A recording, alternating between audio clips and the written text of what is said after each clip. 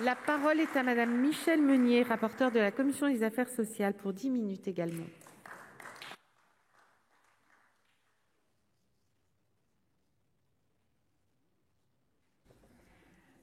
Madame la présidente, monsieur le ministre, madame la présidente de la Commission des Affaires sociales, mes chers collègues, le groupe socialiste, écologiste et républicain a demandé l'inscription à l'ordre du jour dans son espace réservé de la proposition de loi déposée par notre collègue Laurence Rossignol visant à maintenir le versement de l'allocation de soutien familial en cas de nouvelles relations amoureuses du parent bénéficiaire.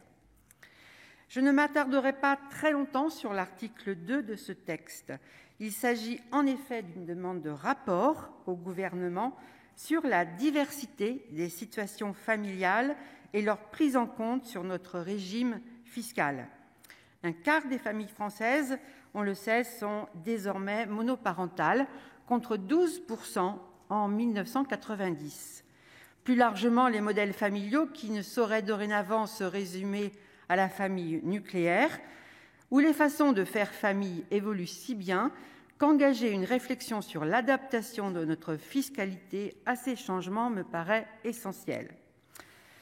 C'est pourquoi je suis personnellement favorable à l'adoption de cet article. Toutefois, fidèle à sa position sur les demandes de rapport, la commission de notre Sénat a rejeté cet article. J'en viens donc à l'article 1, en revanche, qui lui porte sur le dispositif ambitieux promu par ce texte. Il propose de ne plus conditionner le versement de l'allocation de soutien familial à l'isolement du parent bénéficiaire. L'allocation de soutien familial est une prestation de la branche famille versée sans condition de ressources à un public spécifique. Elle est accordée à plus de 800 000 foyers en 2021 pour l'éducation des enfants privés du soutien d'au moins d'un parent. C'est 1 300 000 enfants qui en sont bénéficiaires. Son montant est forfaitaire pour chaque enfant. 116 € est accordé si l'enfant est privé de l'aide d'un de ses parents et 155 € si les deux parents sont absents. L'allocation de soutien familial a pris le relais en 1984 de l'allocation orphelin et englobe désormais des situations beaucoup plus diverses que les seuls enfants de parents décédés. Elle est versée à la personne ayant la charge d'un enfant dont la filiation n'est pas établie au regard d'au moins un des parents. Elle permet également de remplacer la pension alimentaire si un des parents ne la verse pas ou est reconnu comme hors d'état de faire face à son obligation en raison principalement de son insolvabilité. Dans le cas où le parent se soustrait, même partiellement, à son obligation de versement de la créance alimentaire, l'ASF est versée à titre d'avance aux parents créanciers, à charge pour la caisse d'allocation familiale de recouvrer la pension alimentaire auprès du parent débiteur.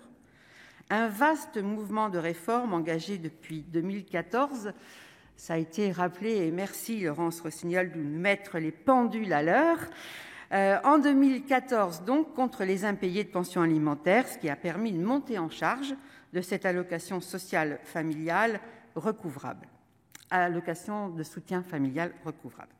Enfin, depuis 2016, l'ASF différentielle permet de compléter la pension alimentaire si cette dernière est fixée à un montant inférieur à celui de l'ASF.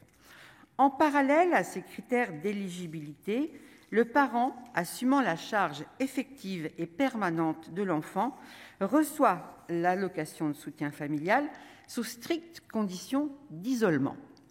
L'allocation cible donc les seules familles monoparentales et cesse d'être versée si le parent reprend une vie commune, quel que soit son statut, mariage, pacs, concubinage. Selon la Caisse nationale des allocations familiales, environ 24 600 parents auraient ainsi perdu le bénéfice de l'ASF non recouvrable en 2020 parce qu'ils ont choisi de se remettre en couple. De prime abord, ce ciblage pourrait paraître fondé en raison de la surexposition des familles monoparentales à la précarité. Je rappelle, 40% des enfants vivant dans une famille monoparentale sont considérés comme pauvres, selon l'INSEE. Les dépenses d'ASF, qui s'élevaient à 1,79 milliard d'euros en 2020, sont donc essentielles pour ces familles. Néanmoins, en faisant perdre le bénéfice de l'ASF aux parents qui se remettent en couple, la condition d'isolement emporte de nombreux effets pervers. Elle est source d'incohérence et par conséquent d'incompréhension pour les familles concernées. Tout d'abord, cette condition dissuade certains parents isolés de reprendre une vie commune avec un conjoint par crainte de remettre en cause l'équilibre fragile de leurs finances. 70% des bénéficiaires de l'ASF appartiennent aux 2 premiers déciles de la redistribution des revenus.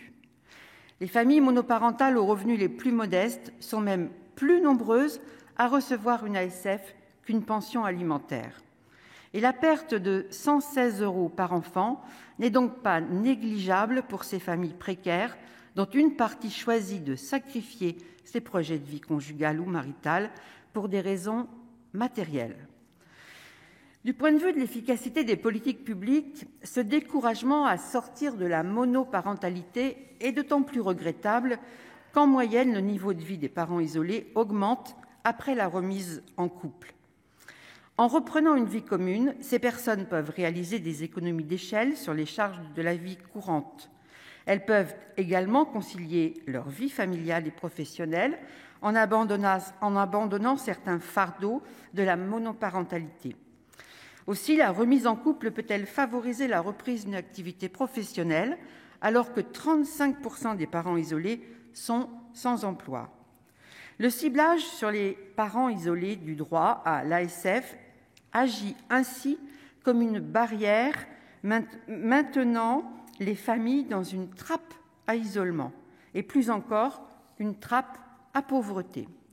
S'agissant des familles ayant tout de même choisi de se remettre en couple, la perte de l'allocation de soutien familial réduit mécaniquement leur autonomie financière au sein de leur nouveau ménage. Les parents isolés, dont, je répète, 82% sont des mères, risquent de se retrouver dans une relation de dépendance à l'égard de leur nouveau conjoint pour l'éducation et l'entretien de leurs propres enfants. Cette situation n'est pas souhaitable en soi. De plus, ce serait un postulat erroné que de considérer que le nouveau conjoint contribue systématiquement aux frais de l'entretien de l'enfant. Il n'y est tenu par aucune obligation juridique, surtout en dehors du mariage. Et par ailleurs, il peut lui-même avoir des enfants à charge et disposer de revenus modestes, voire être aussi un ancien parent isolé ayant perdu le bénéfice de l'ASF. Enfin, la restriction du bénéfice de l'allocation de soutien familial aux seuls parents isolés ne se justifie pas du point de vue de l'intérêt supérieur des enfants.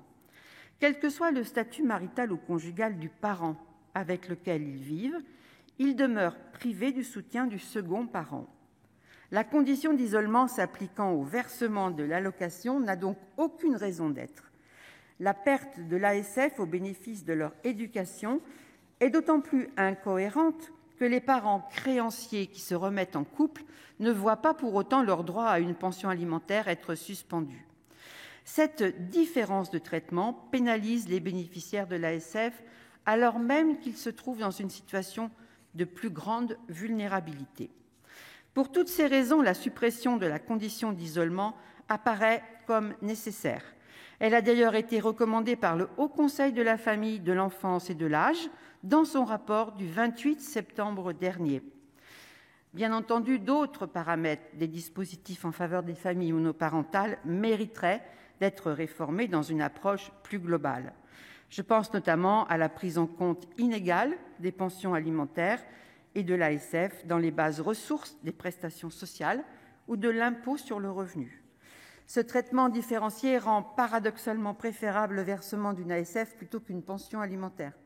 Il n'en demeure pas moins qu'en maintenant le versement de l'allocation aux parents éligibles qui ne remplissent plus la condition d'isolement, nous avons la possibilité d'adopter là une mesure de bon sens sans attendre une réforme d'ampleur de la politique familiale dans sa globalité. Vous aurez donc compris, mes chers collègues, qu'à titre personnel, je suis favorable à l'adoption de l'article 1er de cette proposition de loi.